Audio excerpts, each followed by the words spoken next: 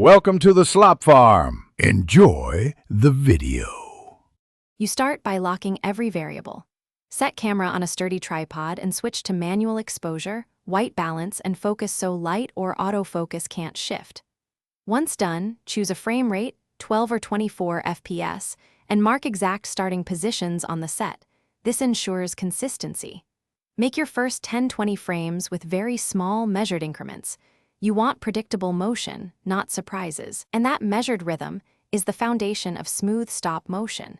Now refine motion with precise increments and visual guides. Use onion skin overlay in your Capture app or print a reference image to compare frames. This helps you match position and timing.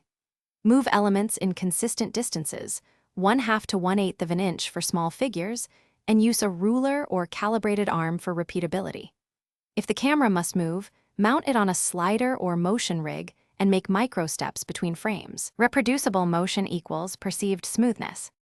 Finish by cleaning motion in post and checking for flicker.